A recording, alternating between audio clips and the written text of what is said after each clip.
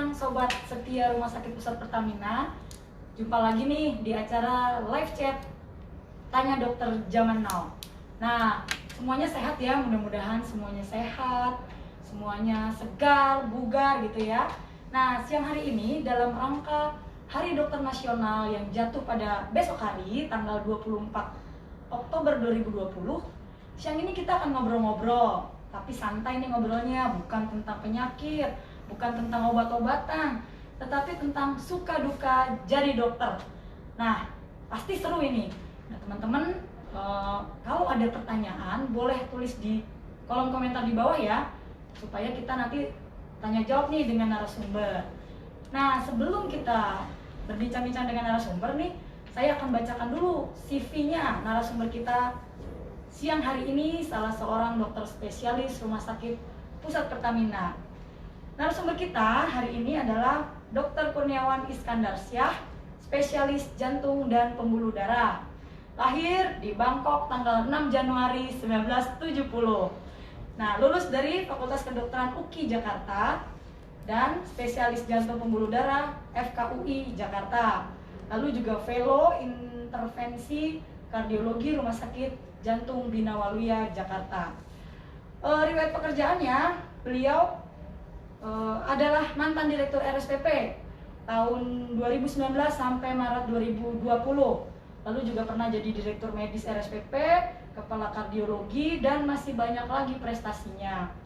Nah, supaya nggak buang waktu, kita langsung yuk berbincang-bincang sama narasumber kita siang hari ini.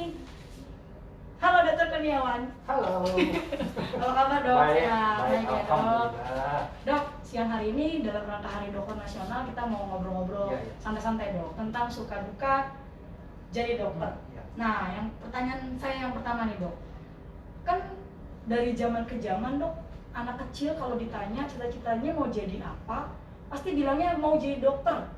Nah, kalau Dokter Kurniawan dulu waktu kecil pingin jadi dokter juga nggak? Iya.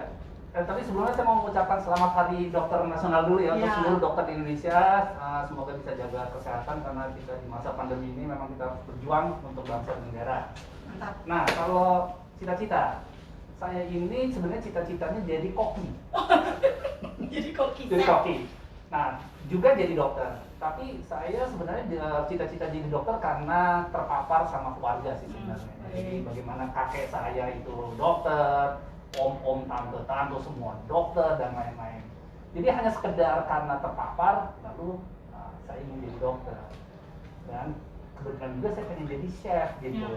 Ya, masak gitu. Saya nggak tahu ya, tapi mungkin ada jiwa-jiwa seni di mana gitu ya. Tetapi ini aja ya, off the record, bukan off the record, hanya ini aja. Menurut saya hanya ada dua profesi di Indonesia yang profesi itu dipanggilnya sama, yaitu dokter, dok gitu ya, sama koki, chef. Gitu. Jadi yang lain enggak. Betul gitu. Jadi itu ya dari intermezzo. Ya, jadi dulu waktu kecil cita-citanya dua, jadi dokter dan jadi chef. Ya, betul. Itu ya dok ya, dan sekarang kejadiannya jadi dokter. Ya, betul. Oke dok, terima kasih Ya. infonya. Terus dok, dulu gimana sih dok sampai akhirnya jadi dokter, perjuangannya dari SMA mau jadi dokter itu kan pasti banyak perjuangan ya dok ya. Nah, gimana, boleh diceritain sedikit? Nah, Dok? itulah. Jadi karena saya itu cita-citanya dokter, tetapi hanya karena terpapar. Jadi sebenarnya tidak terlalu bersungguh-sungguh, tapi ingin jadi dokter. Sehingga terus terang waktu SMA, saya itu persiapannya itu tidak terlalu gimana gitu. Memang sehingga pada waktu saya penerimaan mahasiswa kedokteran di negeri, saya tidak diterima pada saat itu. Tetapi saya akhirnya masuk pilihan ke ke fakultas kedokteran swasta di Jakarta.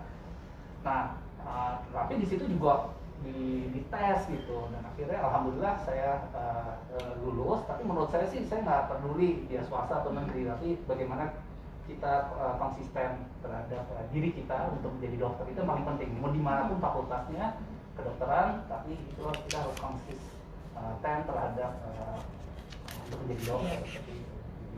Itu ya dok perjuangannya, jadi nggak dapat negeri lalu di swasta, Ya, tapi ya. tetap harus Ya. konsisten Betul, di swasta gitu ya dok. Dan di fakultas kedokterannya memang terus terang pada kaget juga, atau berat gitu.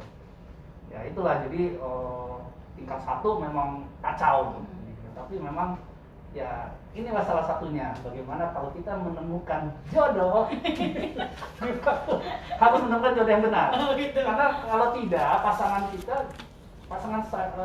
yang kebetulan bekas pacar saya itu yang sekarang jadi istri, yang bagaimana dia yang mensupport saya, akhirnya saya menjadi dokter dengan waktu yang tepat gitu ya. Sama-sama dokter ya? Sama-sama dokter. Jadi dia ranking paling tinggi, kalau saya ranking bawah gitu kan. Tapi begitu saya bisa catch up karena dia mensupport. Zaman dulu kan kita nggak ada internet, jadi semua nyatet pasti. Dia nyatet, saya main-main. Jadi dia nyatet, pulang kuliah saya belajar dari catatan dia. Gitu, dan akhirnya saya bisa jadi dokter bersama dia dalam waktu yang tepat gitu. Tepat waktu dari 130 mahasiswa mungkin hanya 10% yang tepat waktu. Gitu. Mantap dok, ceritanya sangat inspiratif.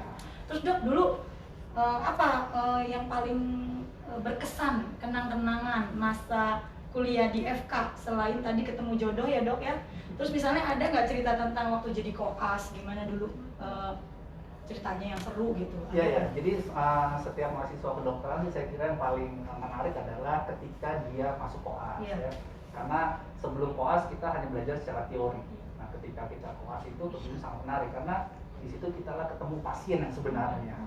Bagaimana kita berkomunikasi terhadap pasien, karena kelemahan dokter Indonesia umumnya bukan artinya enggak secara umum ya, tetapi beberapa dokter lemahnya itu adalah mengenai komunikasi.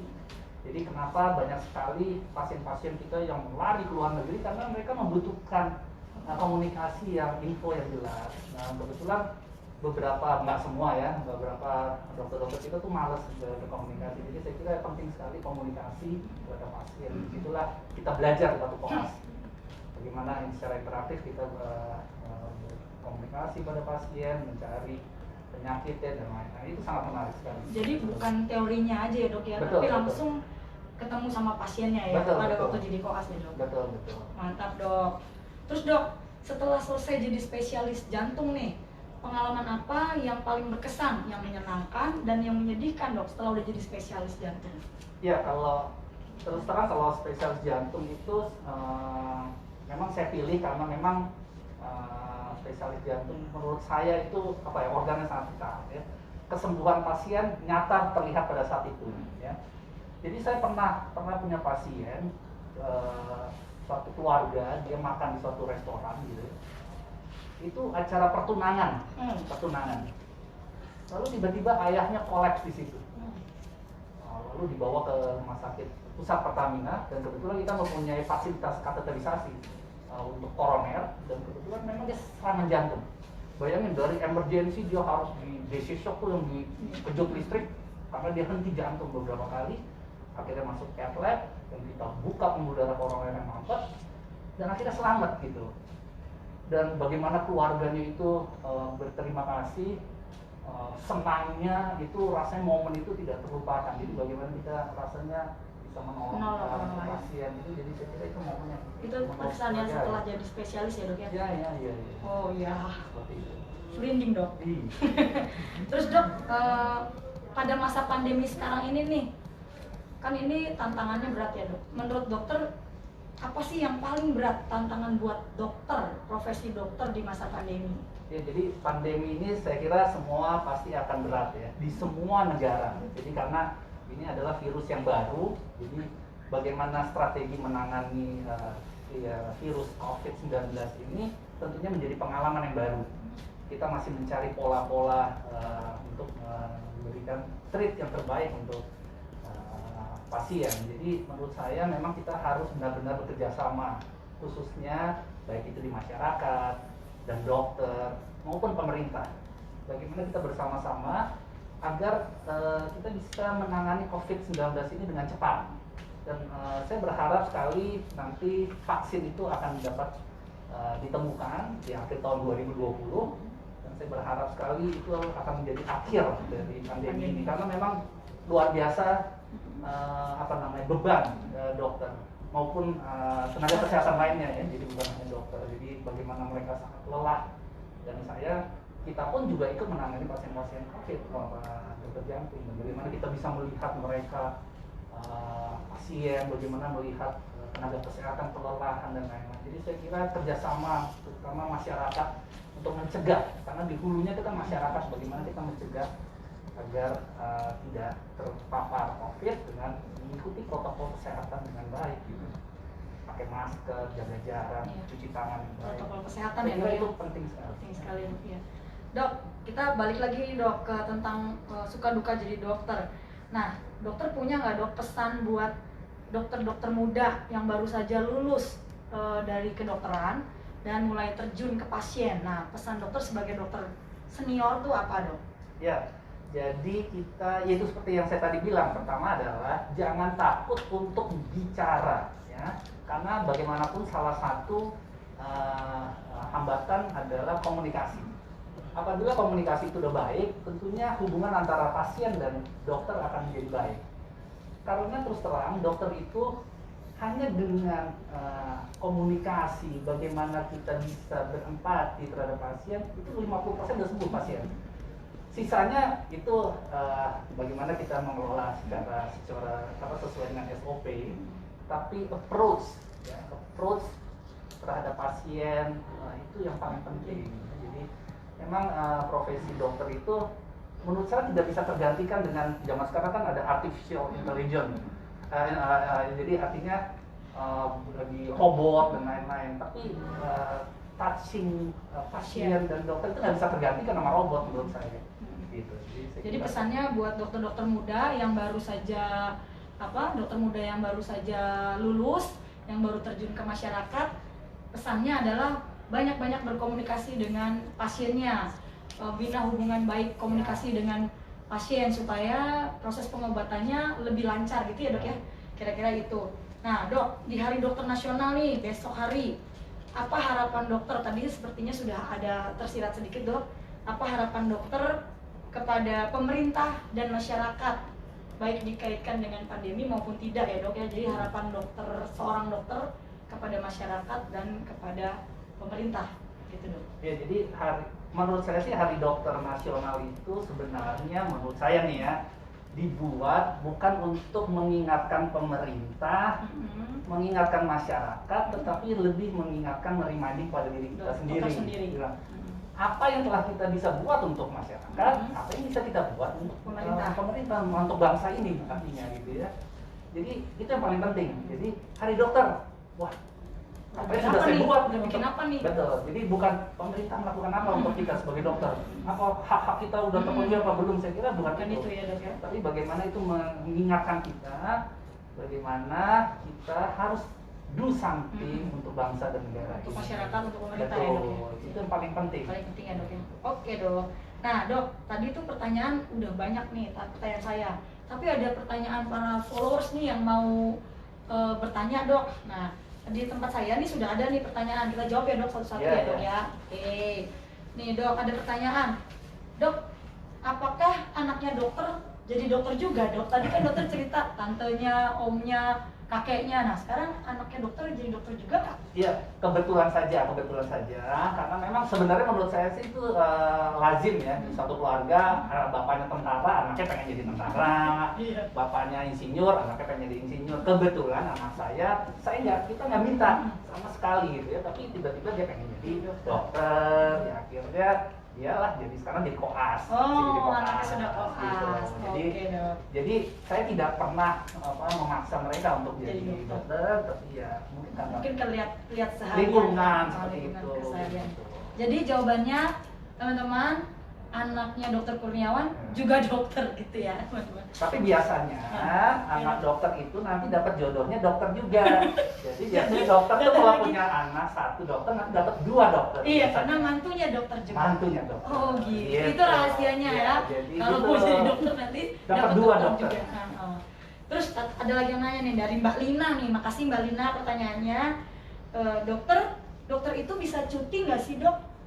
Pernah nggak sudah cuti tapi kemudian harus batal karena mengurus pasien? Nah gimana dok? Jadi kalau cuti mah itu hak semua pekerja ya. Jadi kalau memang kita memang ingin cuti jauh-jauh hari kita udah harus persiapkan ya. Tetapi biasanya bukan ketika cuti kita harus ke pasien, tapi ketika hari libur. Oh, oke. Jadi pada hari libur Sabtu Minggu kita kan kerja nih 24 jam, apalagi dokter jantung intervensi seperti saya gitu ya. Jadi kerjanya 24 jam. Kita tidak pernah tahu orang serangan jantung jam 1 malam, hari Minggu atau hari libur nasional dan lain-lain. Dan itu sering sekali terjadi. Libur nasional jam 2 malam dipanggil, ya kita harus ya kita namanya juga berdedikasi kan terhadap itu. Ya kita harus berangkat membawa pasien. Jadi saya kira seperti itulah yang karena kalau kita memang ingin jadi dokter, ya kita harus konsekuensinya seperti itu. Jadi panggilan dokter itu merupakan panggilan juga dong, karena waktunya harus sepenuhnya diberikan kepada pasien lah ya dok. Betul. Saya kira semua dokter akan begitu ya. Udah.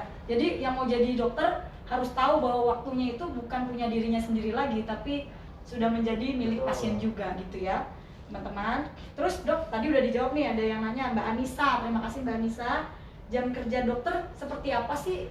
Tadi sudah disampaikan jam kerjanya 24 jam. Bahkan kapan saja dipanggil harus mau. Betul, karena kita bukan kayak kerja kantoran yang apa namanya? Ada office hour-nya. Office hour-nya gitu ya. Jadi nggak bisa apalagi pada kondisi yang sifatnya darurat. Nah, itu kita harus siap untuk itu. Nah, itu harus siap-siap ya adik-adik yang pada mau jadi dokter. Terus, Dok, ada yang nanya nih dok, namanya Mbak Dinda. Terima kasih Mbak Dinda. Dok, kalau keluarganya sakit diobatin sendiri atau ke dokter lain dok? Bagus nih pertanyaan dok. Gimana dok? Ya, kadang-kadang kalau sifatnya yang sakitnya ringan, biasanya kita tangani sendiri. Cuman memang sebagai manusia, dokter juga sebagai manusia, kadang-kadang sifatnya berat, kadang-kadang kita juga membutuhkan konsultasi terhadap orang yang lebih pakar gitu ya, misalnya dokter anak, dokter lain dan lain-lain. Tapi kalau yang ringan-ringan sih biasanya kita nangani sendiri. Tapi kalau kadang-kadang objektivitas kita pada keluarga yang dekat memang kadang-kadang memang jadi berbeda. Jadi kita lebih baik kita serahkan pada yang lebih yang sesuai ya. Terkait dengan pertanyaan tadi dok, kalau dokter sendiri yang sakit gimana? Ngobatin sendiri atau bagaimana? Ayo. Kalau saya sakit, dokter sendiri. Kalau sakit yang ringan, saya mah ngobatin sendiri. Kalau sakitnya yang berkaitan sama penyakit istri saya, dokter mata ya dok? Saya ke istri saya. Tapi kalau yang sifatnya tanda kutip berat, pasti saya akan ke profesional yang lain ya. Oke. Itu ya teman-teman. Jadi dokter juga bisa sakit. Dokter juga manusia. Dokter juga perlu dokter lain untuk berobat ya teman-teman. Jadi nggak boleh semuanya diobatin sendiri. Kalau memang bukan pas sakitnya ya dia harus juga konsul ke dokter yang lain. Nah, lalu dok, ada yang seru nih dok pertanyaannya dari Mas Audi atau Mbak Audi nih ya, terima kasih. Pernah nggak dok dimarahin sama pasien? Kira marahin sama istri, kalau sama istri rada sering. Dimarahin pasien dok? Marahin pasien gini, jadi memang kadang-kadang seperti saya bilang komunikasi itu harus jelas, clear gitu ya. Jadi kadang-kadang bisa jadi informasi itu salah dan bukan memarahi sih, tetapi dia lebih mempertanyakan. Jadi ya kita harus dengan tidak boleh emosi, dokter itu tidak boleh emosi, dan kita harus menjelaskan apa keuntungan, kerugian, risk and benefit yang kita berikan untuk pasien. Dan itu tentunya mereka akan mengerti. Jadi kita nggak boleh lari dari pasien, karena ada pasien yang memang cerewet ya, tanda kutip gitu ya. Kita nggak boleh lari sebagai dokter ya kita harus hadapi gitu, berikan informasi sejelas-jelasnya. Nah, jadi teman-teman yang mau jadi dokter, emang komunikasi, skill komunikasi memang harus dimiliki sama dokter kelihatannya, karena zaman sekarang pasien juga kritis. Jadi dokter harus bisa menjelaskan supaya tadi ini pertanyaannya bukan marah, tapi mungkin bertanya. Tapi kalau bertanya tidak dapat saluran, jadinya seperti marah gitu ya teman-teman. Tadi jawabannya sudah diberikan, terima kasih dokter. Ini ada pertanyaan dari Ibu Ana. Kenapa kok ngambilnya spesialis jantung, bukan yang lain? Tadi seperti sudah dijawab, bisa diulang dulu. Kenapa ngambilnya spesialis jantung? Itu tergantung minat aja sih. Kadang-kadang ada orang yang ingin secara general, ada yang ingin spesifik, dokter paru, dokter mata, dokter jantung. Ya. Kalau dokter kenapa milih jantung? Kenapa? Saya mungkin karena memang memang jantung itu menarik aja sih menurut saya, karena organ yang sangat vital, vital. Jadi tertarik untuk karena ketertarikan itu ya dok ya. Iya, ada lagi. Maaf ya dok, masih ada beberapa nih dok. Banyak ya. Banyak ya, laris ya dok. Gini dok, dok pas kuliah pernah nggak sih pulang mata kuliah hair atau remet dok? Pernah. Pernah. Jadi, Kirain kalau dokter tuh nggak pernah remet, pernah ya? Tidak pernah, seperti saya Nah. bilang. Jadi memang saya kacau tuh semester 1. Iya. Tetapi nggak apa-apa, itu menjadi pembelajaran ya. Jadi artinya memang hidup itu kan nggak pernah terus maju gitu ya. Tapi bagaimana kita mendapatkan support dari lingkungan, lalu menjadi maju, itu yang paling penting Iya, gitu. betul. Hair mah biasa ya dok? Hair mah biasa, Ya, nggak oke. usah itu kecil hati. gitu. Jadi kalau dokter-dokter FK yang masih suka ada yang hair, nggak usah kecil hati, semangat nanti seperti dokter Kurniawan Iya. tetap bisa lulus dengan tepat Iya. waktu, oke? Terus ada lagi nih dok. Wah, ini pertanyaannya lain nih. Tips dok, apa nih dok? Tips menjaga kebugaran seorang dokter kardiologi, Nah, iya. seorang dokter jantung, apakah treadmill terus tiap hari, olahraga apa gitu dok? Gimana? Ya, jadi kebugaran sih penting ya untuk seorang dokter ya. Jadi karena kita kerja 24 jam, jadi memang kita penting. Karena susah juga kalau kita tidak bugar, kita tidak apa ya, tidak proporsional gitu ya. Kita ngasih edukasi ke pasien, ibu jangan gendut, dianya gendut gitu kan. Jadi semua susah. Oh, iya, Jadi benar. kita harus menjaga Sesuai ya. kebugaran kita. Jadi kalau saya nih, saya setiap kalau bisa minimal 2 kali seminggu saya pasti akan bukan jogging, saya lebih pada jalan cepat. gitu. Jalan. Karena penting sekali sih Iya. itu. Apalagi di masa pandemi seperti ini, jadi saya kira semua penting ya, harus olahraga, jangan diam di rumah, makan terus, Jadi gendut. jadi obesitas, penyakit-penyakit metabolik akan datang. Iya. Jadi wajib untuk olahraga. Oke. Jadi seperti itu. Oke dok, lagi dok. Ya. Nah sedikit lagi dok. Dok pernah nggak nge-cat keluarga sendiri? Aduh dok, itu pertanyaannya. Iya, Apa iya. kerabat atau keluarga sendiri tuh dok? Pernah nggak nge-cat? Ya. Kalau keluarga yang inti saya belum pernah, alhamdulillah gitu ya. Tetapi kalau beberapa keluarga saya pernah. Kerabat-kerabat gitu? Kerabat, apalagi teman. Oh pernah temen ya dok? Iya. Gimana rasanya dok? Nge-cat teman sendiri tuh dok? Iya, enak. Dan artian gini, saya bisa marah-marahin dia Oh, karena teman iya. gitu. Kenapa sih sampai Dia begini? merokok dan lain-lain gitu. Jadi Oh, saya iya. bisa pendekatannya akan lebih enak. Karena gitu. kenal ya, Dok? Karena kenal. Oh, Jadi, iya. tapi bebannya menjadi lebih berat Iya, kalau iya. kenal seperti itu. Iya. Dok, ada pertanyaan nih, ini Ibu Rina ini memperhatikan sekali berarti mengikuti dari tadi. Terima kasih Bu Rina. Bu Rina ini tanya Terima gini, kasih, apa nih? Dok, setelah jadi dokter, apakah hobi chefnya masih ada? Hobi apa? Masak. Ada. Nah, Apalagi zaman pandemi seperti ini, Dokter 7 masak. bulan Oh. saya setiap Sabtu Minggu saya masak. oh ya. Jadi saya lebih jago daripada istri saya untuk masak. Jadi anak saya tuh kalau udah Sabtu Minggu biasanya ini babenya mau Masak masak apa apa nih? seperti itu. Oh, gitu. Dan saya udah siap di kulkas tuh bahan-bahan Ah. makanan dari online. Jadi saya udah siapin semua. Jadi Tersalur ya dok? Tersalur.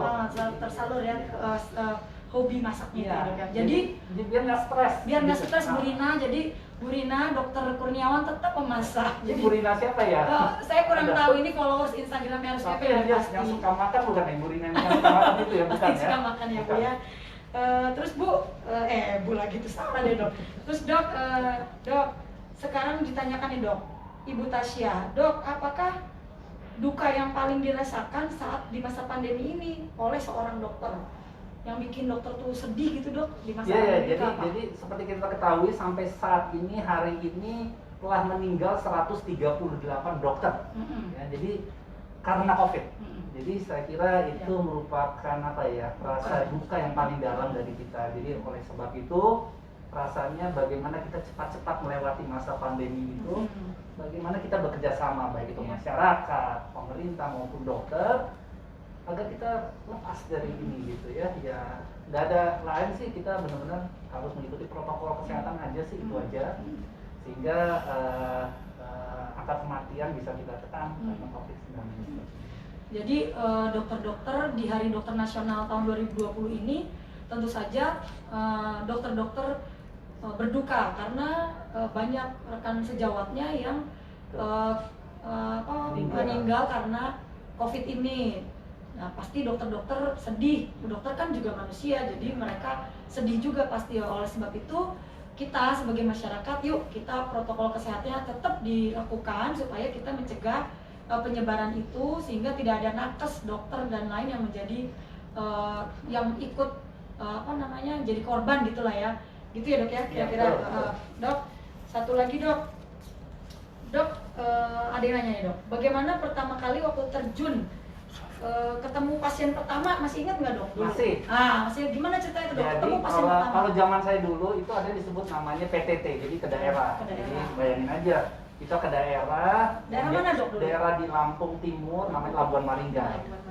Jadi kita selama ini kan sebagai koas hanya bertemu, tapi bukan kita sebagai DPJP penanggung jawab pasien. Jadi dokter lain kita hanya membantu. Nah saat ini kita menjadi DPJP, masuklah saya ke daerah terpencil, nggak ada listrik. Lalu ketemulah pasien, masuk pertama kali datang, dia bawa pisau, terus dia taruh di meja saya. Gitu. Saya kira dia ngancem saya, ternyata memang kebiasaan mereka mengarit itu. Lalu sebelum duduk mereka di sini daripada kedengeran, dia taruh di situ. Jadi cukup mengesankan juga tuh, mengkhawatirkan karena takut ya, kalian ngapain gitu ya. Orang mau apa nih gitu, ternyata memang begitu. Di Lampung ya dok ya? Di Lampung, jadi ya itulah kesan pertama. Jadi ya itulah public health ya. Jadi kita ketemu masyarakat, disitulah diajarkan bagaimana, ya itu lagi berkomunikasi dengan pejabat-pejabat daerah, masyarakat, tokoh-tokoh masyarakat dan lain-lain. Jadi itu penting sekali sih saya kira. Nah, jadi yang berkesan ketemu pasien pertama waktu di Lampung, pasiennya bawa arit. Arit gitu. Jadi itu masih ingat terus Dr. Kurniawan ya, teman-teman. Satu lagi nih dok, apakah informasi, ini pertanyaannya bagus juga nih dok, apakah informasi yang kita dapat dari internet tentang kesehatan itu bisa gimana sih, sebentar. Apakah apakah informasi kesehatan di internet itu related sama yang dokter terima dulu waktu di fakultas kedokteran? Artinya itu sesuai nggak sih dok kalau masyarakat melihatnya di internet? Jadi gitu, gini, jadi internet itu kan banyak sekali informasi ya. Informasi itu ada informasi yang yang kredibel, ada informasi yang tidak kredibel. Kalau informasi yang kredibel jelas informasi yang dari jurnal kesehatan dan lain-lain. Tetapi juga ada informasi-informasi yang kredibilitasnya harus ditanggungjawabkan. Jadi saya kira masyarakat jangan percaya begitu saja. Jadi apabila Anda mengalami penyakit tertentu lalu melihat, coba dikonfirmasikan ke dokter ya. Apakah benar informasi itu? Karena khawatirnya kesalahan persepsi dari masyarakat yang salah dan itu yang diikuti gitu. Jadi kita tetap harus bertanya pada yang ahlinya dalam hal ini seperti itu. Ya, jadi melihat di internet tentang informasi kesehatan mungkin boleh-boleh saja, hanya disaring teman-teman ya, disaring, dan kalau bisa lebih bagus dipertanyakan ke dokternya langsung. Jadi kalau ketemu dokter ditanya langsung ke dokternya sehingga mendapat informasi yang lebih terpercaya. Satu lagi dok, pertanyaan terakhir sebelum selesai ya dok. Zaman sekarang ini dokter tidak hanya menjadi dokter yang menangani pasien, ada juga fakultas yang tentang kesehatan masyarakat, tentang manajemen rumah sakit, dan sekarang sudah banyak dokter yang menjadi mengurus manajemen rumah sakit. Bagaimana pendapat dokter tentang hal itu? Iya, jadi itu penting ya. Jadi memang dokter itu nanti ketika kalian lulus jadi dokter tidak harus jadi klinisi, jadi fungsional lah. Jadi yang berhadapan dengan pasien, tetapi kita juga bisa secara struktural. Kita mengelola rumah sakit, kita juga bisa jadi public health, kesehatan masyarakat, epidemiologis dan lain-lain. Dan saya kira itu mempunyai tantangannya masing-masing ya. Kalau klinisi tentunya tantangan bagaimana kita berhadapan langsung dengan pasien. Nah, kalau mengelola manajemen rumah sakit, kita lebih cenderung kepada bagaimana kita memberikan services excellent kepada pasien maupun kepada dokter. Bagaimana rumah sakit bisa mengakomodir dokter agar bisa memberikan secara optimal peralatan kesehatannya semuanya. Jadi seperti itu. Jadi memang seorang dokter tidak harus menjadi klinisi, jadi fungsional, bisa juga sebagai struktural. Iya. Jadi perkembangan zaman saat ini dokter bukan hanya bisa jadi dokter klinis saja yang menangani pasien, penyakit pasien, mengobati pasien, Tetapi saat ini perkembangan ilmu pengetahuan sudah semakin banyak, semakin lebar, sehingga banyak juga dokter yang kemudian selain jadi klinisi juga jadi manajemen rumah sakit, mengurus rumah sakit, mengelola rumah sakit, gitu ya teman-teman. Nanti adik-adik yang mau jadi dokter perlu juga mengetahui pengetahuan seperti ini. Nah dok, terima kasih banyak ini dok. Waktunya kelihatannya durasinya sudah habis. Terima kasih atas bincang-bincangnya siang hari ini dok, sangat bermanfaat. Saya juga jadi banyak insight yang baru ya dok ya, yang baru saya tahu siang ini gitu ya dok ya, bermanfaat. Sebagai kata-kata yang terakhir dok, pesan terakhir buat para pemirsa, teman-teman terutama anak muda yang mau jadi dokter, pesannya dokter Kurniawan apa dok? Silakan. Ya, jadi dokter itu hanya salah satu profesi ya, bagaimana kita bisa mengabdi pada masyarakat, bagaimana kita bisa memberi manfaat pada masyarakat. Jadi saya kira kalau ingin jadi dokter tidak ada salahnya Anda perjuangkan, karena kita bisa salah satu pengabdian kepada bangsa dan negara ini lewat profesi dokter. Saya kira perjuangkan, jangan menyerah ya, dan konsisten untuk mencapai apa yang kalian cita-citakan, seperti itu aja. Terima kasih dok. Nah, kami dari Rumah Sakit Pusat Pertamina ingin mengucapkan kepada seluruh dokter di seluruh Indonesia, selamat Hari Dokter Nasional 2020. Pasti dokter-dokter tetap sehat, menjadi berkat buat bangsa ini, buat pasien-pasien, buat semua yang memerlukan. Terima kasih atas pengabdian para dokter semuanya. Nah, jangan lupa ikuti terus live chat Rumah Sakit Pusat Pertamina untuk mendapatkan informasi kesehatan yang akurat tentunya ya teman-teman. Jangan lupa juga jaga protokol kesehatan, tetap ikuti, tetap patuhi supaya kita cepat terbebas dari pandemi ini. Yang terakhir, saya mengucapkan terima kasih buat Dr. Kurniawan, buat teman-teman followers semuanya yang sudah mengikuti acara ini. Sampai jumpa dan salam sehat dok. Salam sehat. Bye.